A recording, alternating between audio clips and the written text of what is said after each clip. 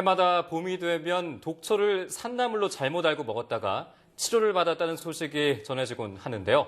이러한 피해를 줄이기 위해서 독초를 구별할 수 있는 방법이 담긴 책이 발표됐습니다. 네, 우리 주변에서 쉽게 볼 수 있는 독성을 가진 식물은 무엇인지, 또 그와 관련된 역사와 또 과학 지식을 독을 품은 식물 이야기를 통해서 만나보도록 하겠습니다. 저자이신 김원학 작가님 이 자리에 함께해 주셨습니다. 작가님 안녕하세요. 안녕하세요. 네, 책 제목이 독을 품은 식물 이야기인데요. 먼저 어떤 내용인지 간략하게 소개해 주시죠. 예, 독을 품은 식물 이야기에는 우리가 흔히 먹고 있는 나물이나 관상용으로 키우는 화초, 약용으로 쓰이는 약초, 야생화 중에서도 유독물질을 포함한 식물의 위험성을 다루고 있습니다. 네. 식물들에 대한 이해를 돕기 위해 그 식물에 얽힌 역사와 문화, 일화 등에 대한 이야기도 함께 담았습니다. 특히 중독에 대한 위험성을 알리기 위해 독성 물질에 대한 정보와 실제 중독 사례를 정리했습니다. 네, 실제로 이렇게 봄이 되면은 산에 약초나 또 나무를 캐러 가시는 분들이 많은데 네. 우리가 먹을 수 있는 식물, 그러니까 식용식물이라고 하는데 이 중에서 좀 위험한 식물이 있다면 어떤 식물이 있을까요? 예, 대표적인 것이 감자와 원추리, 고사리, 은행입니다. 감자의 경우 덜 익었거나 싹이 난 것이 문제가 되고요. 원추리는 덜 데쳤을 경우 중독을 일으킬 수 있는데 실제 집단 급식소에서 중독 사고가 발생하기도 했습니다. 네. 봄철 최고의 나물인 고사리는 발암물질이 들어있지만 데치고 말리는 과정에서 대부분 사라지기 때문에 크게 문제가 되지는 않습니다. 네. 그 은행의 경우 일정 개수 이상을 먹으면 탈이 날 수 있기 때문에 조심해야 합니다. 네. 흔히 색깔이 화려하다거나 또 잎에 벌레가 먹은 흔적이 없다면 이 독초의 가능성이 많다고 하는데 일단 사실인지 궁금하고요. 또 독초를 구분할 수 있는 방법도 알려주시면 좋겠습니다. 그 인터넷이나 일부 책에서 보면 그러한 이야기를 찾을 수 있습니다. 하지만 그대로 믿었다가는 큰 코 다치기 십상인데요. 그 나물로 먹는 것들 중에는 화려한 색깔의 그 식물도 있고 반대로 화려하지 않은 색깔의 독초도 있으니까요. 애석하게도 독초를 구별하는 특별한 방법은 없다고 볼 수밖에 없습니다. 자신이 정확하게 알지 못하는 경우에는 애초에 상대를 안 하는 것이 좋고요. 있다고 해도 다시 한번 점검할 필요가 있습니다. 선무당에 사람 잡는다는 이야기도 있지 않습니까? 실제 중독 사례를 보면 식물에 대해 전혀 모르는 이부터 아주 잘 안다고 잡아오는 이들까지 아주 다양합니다.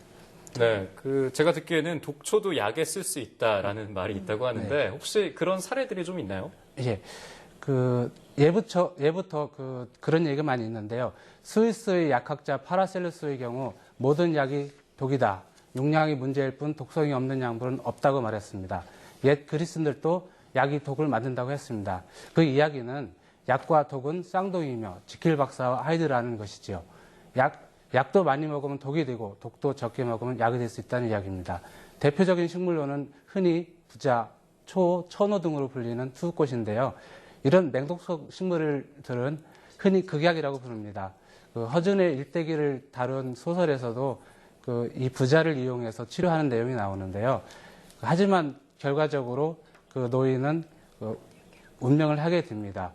이러한 얘기에서 볼 수 있듯이 그 독초를 사용하는 데도 조심해야 될 것 같습니다.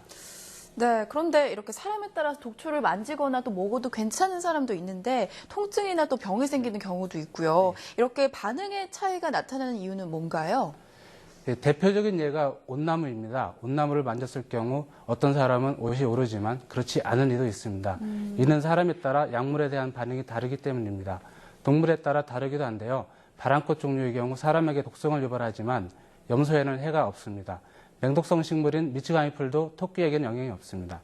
사람의 경우도 인종에 따라 달라지는데요. 말라리아 치료제인 프리마킨의 경우 흑인에게 독성을 나타내기도 합니다. 치과에서 일을 갈 때 느끼는 통증의 경우도 눈의 색깔에 따라 다르다고 합니다. 이처럼 반응이 다르게 나타나는 요인은 유전적인 특징 때문이라고 합니다. 다만 아직까지 명확하게 알려지지는 않았습니다. 네, 말씀하신 대로 그 독초를 먹어도 괜찮은 사람이 있을 수도 있는데 네. 상대성이 조금 있다라고 말씀을 하셨는데 마지막으로 이 책을 통해서 좀 바라는 점이 있다면 어떤 점이 있는지 말씀 부탁드립니다. 인생을 이야기할 때 어떤 것을 판단하고 결정하는 과정의 연속이라고 합니다. 사건, 사고 역시 사소한 판단에 의해서 시작되고 결정한다는 점을 말씀드리고 싶습니다. 정보가 넘쳐나다 보니 오히려 너무 많은 정보가 독이 되기도 합니다. 그 정보를 취재 선택하는 능력이 필요해진 것이죠. 특히 먹거리의 안전성과 관련된 부분에서는 자신의 결정이 자신뿐만 아니라 주변 사람들에게까지 영향을 미칠 수 있다는 점에서 더욱 신중해야 된다고 강조하고 싶습니다. 네. 마지막으로 이 독을 품은 식물 이야기는 먹지 말라는 이야기가 아니라 알고 먹으라는 의미로 만들어졌다는 점을 이해해 주시면 감사하겠습니다. 네. 독초에 대해서 잘못 알려진 그런 정보를 바로 잡아주고 또 안전하게 먹을 수 있다는 점에서 유익한 책이 아닌가 싶은데요. 지금까지 독을 품은 식물 이야기의 저자 김원학 작가와 함께했습니다. 작가님 오늘 말씀 고맙습니다.